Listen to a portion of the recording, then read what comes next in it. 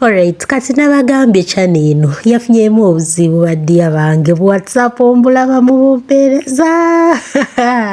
naye channel eno okutereerera ddala someone is claiming it, so YouTube had to take it down.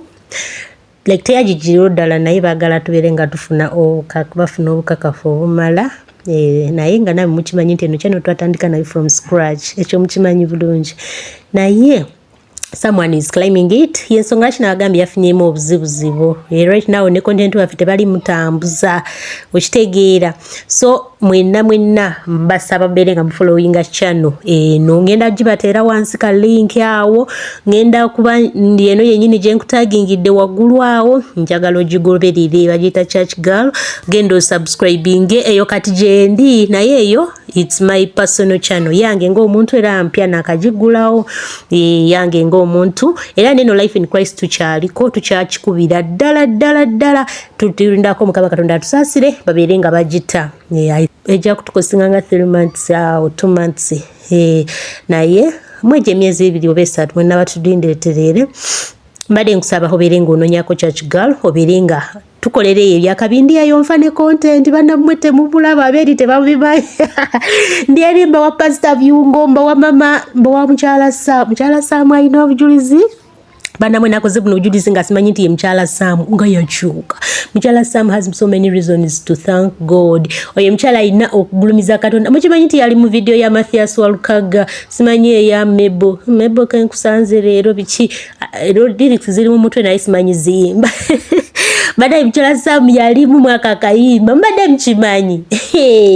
kati ndi eri ku Church Girl ngamba abaana bino tebabitegeera mwaba wano mwaba bitegeera kati ngenda tandika bakoola mannya Jenny wa Yesu where are you? Harriet where are you? Ime where are you? Sinabana babaana mwe mugamba muli bange lwaki temukyale musubscribe ya channel yange netudumirwa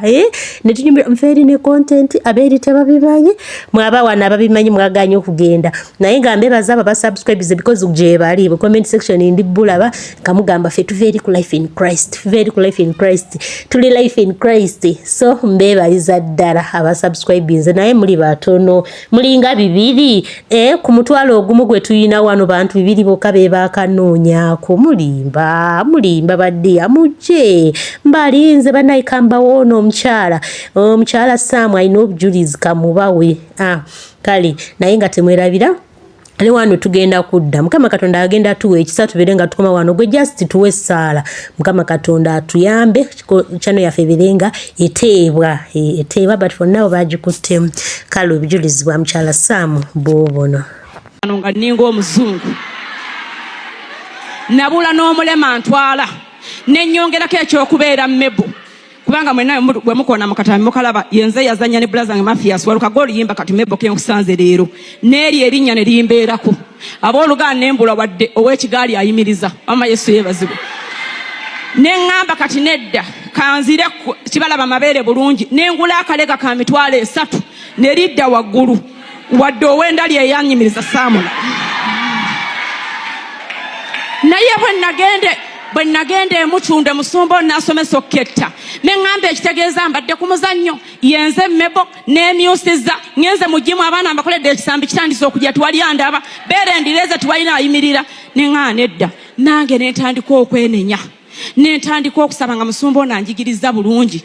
nembeera nenyongerako kino ekyokuzimba amaka gange nenga kati abasajja baagala alina kambateerewo ekka buli muntu alikkirize nenkubekka nentekako ekikomera nenzimba ez'abapangisa nenyonje waka walinga 2 abooluganda Mukama we naketta nga mbuuzizza naŋŋamba sooka eve mu nnyumba yo kwe kuva mu nnyumba nenzija Nansana mu mwaka gwa 2022 kubanga wano namalawo omwaka gumu kampite mbwangu abooluganda kwe kujja n'entulano mu katebe neneebaza naye era n'okujja wano bandagaate musumba ono nkubira omukwano gwange Nansana mubuuza nazze Nansana naye musumba Buyungo abeera wananga agenda ekabumbi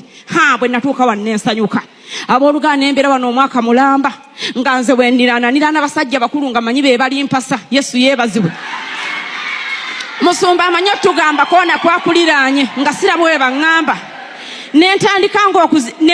ng'okuzinangamu nga nzine wali basajja bakulu benniraanya tiwali yaŋŋambako Yesu yeebazibwe Nengamba kati nevuddeko mukama ngambye ngende kabumbi era sifunyeyo ku basajja bakulu bangambako kakati kaneyambala gomesi zange ndoza mwanda banga nentandikemu kwemu nensimula amakesi gange kuba ndi mukyala wa bbeeyi abooluganda nga kati kambambalire nembambaliranga wano nensigala nga nze ntudde nenga kati kambireke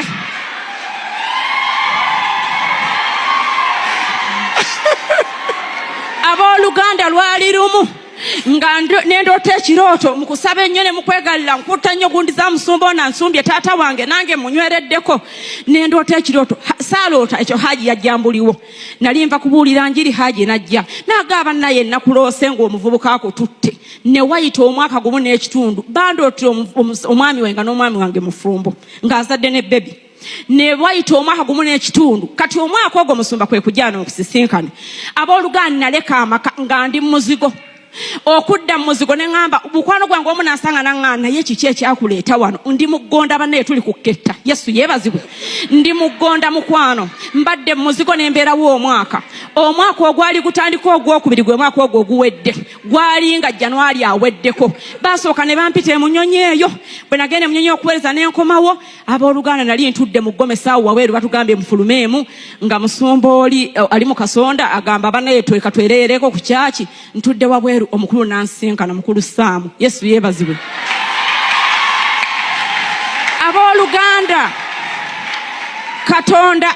muleka akolemu omulimo naye yigoketta musumba nayigoketta obulungi neebaza Katonda nze saayina bibuuzo bingi musumba kubanga nali maze okumanya onsomesezza ntegedde nenketta nti n'olugezigezi ewaffe lwaliyo era saateganya lugezigezi olwo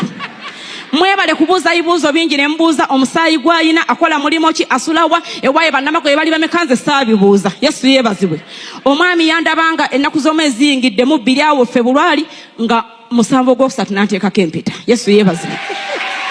kyali kya mwaka gumu ekisembayo kiikino muketta kyavaamu ki akayumba kali kenkomezaawo kennaketta nti omusajja mwe yali yansibira abooluganda akayumba ako nga omukolo omwami aŋŋambyeko mwanjudde maaso ga Mukama tandise okusaba ffe sitwakolange musumba otusomesa nnyo nze seemoola mukwano sitwemoola ŋŋamba kubanga ndabe neemoole kutandika ssaala buli we namulabanga Yesu yeebazibwe